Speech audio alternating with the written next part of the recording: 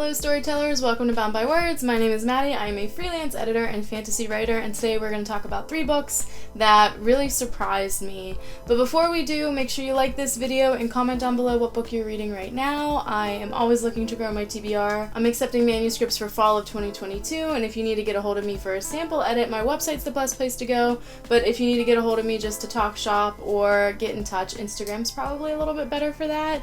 But without further ado, 3 books, or really book series, that really surprised me. I think they are all books that I picked up when I didn't really have anything lined up to read and I didn't know what I want to read next. So the first one, which is Kiss of Deception, and I'll put the covers up on the screen, and I'll also put the titles and the authors down below. But Kiss of Deception was a book that I picked up just because I had nothing else on my plate, and the description sounded sort of okay. It wasn't anything incredibly interesting, but I really got hooked at the beginning.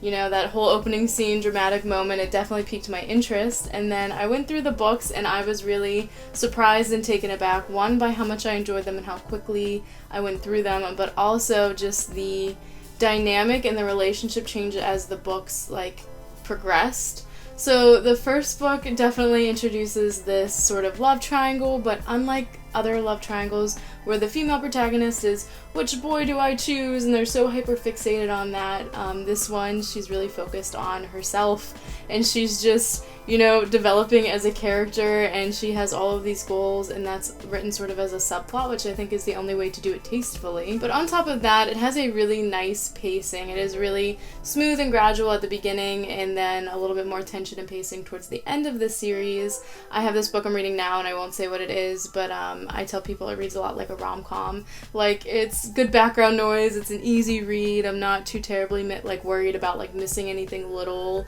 or being overly analytical while I read it. So it started off, Kiss of Deception, the series, started off sort of like that, but it very quickly picked up and became, I really feel like, a very comfortable amount of tension to enjoy, and I just really liked how the character dynamics sort of shifted through the books. I was really surprised that I liked them as much as I did. Around the time that I read the first book in this series, I became very strict with my 5-star rating, so I was trying to only give books 5 stars if I was absolutely obsessed with them and they were incredible and amazing and I just couldn't put them down.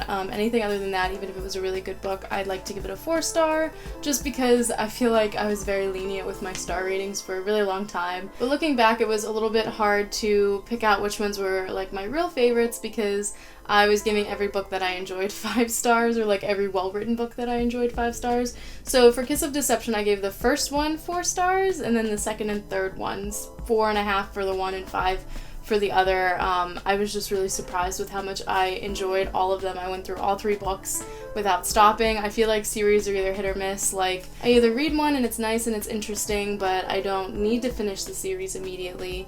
Either I have other books that I don't mind working in if I was waiting for something from the library, or in general I'm just not in a rush. And then I have series where I read it and I'm like, I need the next one now. So Kiss of Deception, I read through all 3 of them without a break. The same goes for this next series, and I was really, really blown away by this series. It went from a book that I really liked to a book that I actually recommend any writer read. It is called Dark Skies. I thought it was supposed to be 3 books, but I think a 4th book is on its way now. At the beginning of this one, it was just an interesting story, and I found the characters and the relationship to be kind of gripping, and I was really worried about the second book because we go from following one set of characters to following another, and that's something I normally don't like at all in books. As a reader, I can find that to be very jarring. If the first book is written sort of in one character's point of view and the second book is written in entirely another character's point of view, that switch sometimes can be a little bit rough.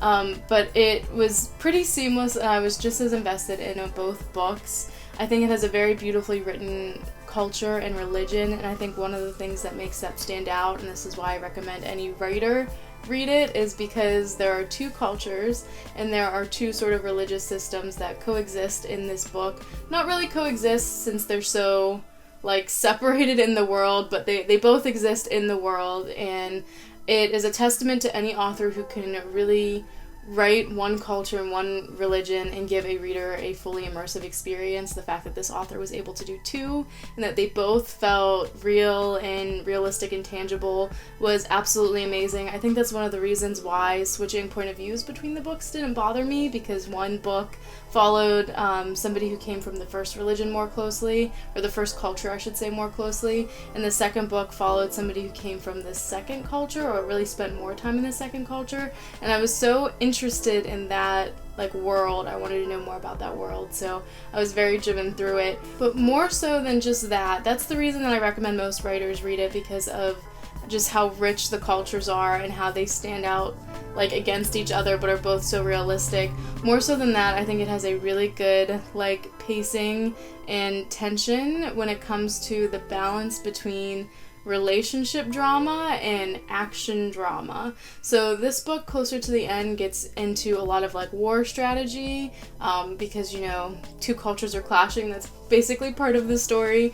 But there was a small portion, I want to say, in the third book where I felt a little bit overwhelmed with the action side of it. But outside of that small section, the rest of the book had a really good balance of there are these relationships that are interesting, but there's also a lot of action that is happening, and that action adventure side where it definitely has a strong romance subplot. It is refreshing to have a book series that doesn't hyper focus on the romance. It's not just about the characters coming to terms with new lives and seeing eye to eye and falling in love. We get a lot of that in YA fantasy, and it's just written so differently and uniquely from book to book that we continue to digest that. But this definitely had a different balance there. It had a lot more focus on the strategic side, but there definitely still is a very strong romantic subplot there. But overall, I was just blown away by the way that the author had written the cultures and the magic system, and that's why it surprised me so much, because I read it after finishing Fable and a few other books that had really strong nautical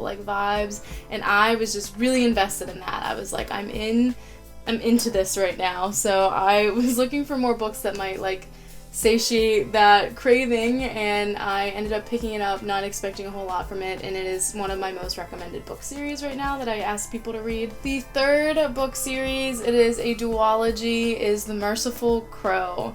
And this one I also recommend writers read for a different reason. I think I gave the first one 4 stars and the second one 5 stars, but now months after reading them, I still feel very connected to the world and very interested in the characters, so I might even update my first rating to 5 stars.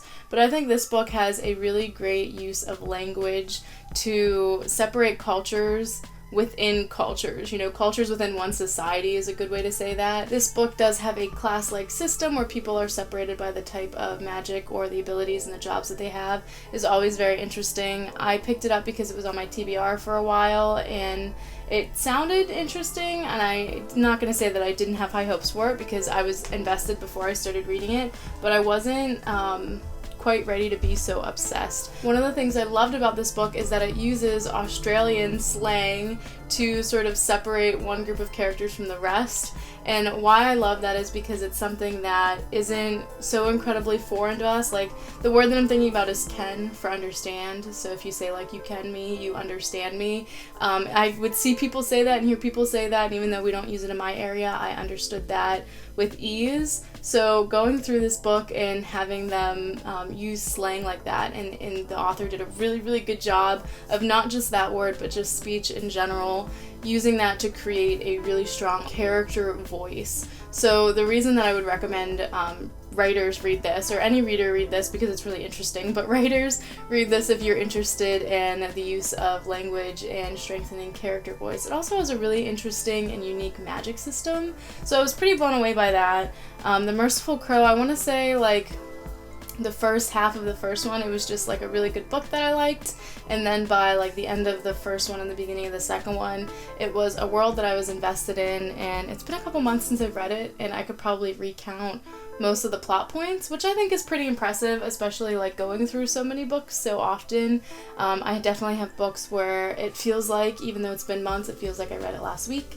And then I have other books where I'm like, I know I read that and I know this is kind of what it's about, but I might not be able to recount a lot of the nitty-gritty details, like some side characters' names, and that's terrible to admit, but I do have a bad memory. I love consuming stories. So those are 3 books that I didn't expect to be quite so interesting, and they absolutely blew me away with the pacing. All of them had really good like pacing and tension. I don't think I would be surprised or like drawn into a book otherwise, but on top of that, each one of them had something, each one of those series had something that they did that I feel like I don't frequently see in YA, like the use of language and slang, like to make a fully immersive separate culture within a society. It's something that I definitely would applaud the author for doing. So with that, if you enjoyed this video, make sure you give it a thumbs up and consider subscribing. We post writing related videos twice a week and occasionally reading videos, and also writing vlogs during NaNoWriMo events. And let me know down below if you haven't already what book you're reading now, or maybe what the last book you read is that really surprised you. And I'll see you guys next time.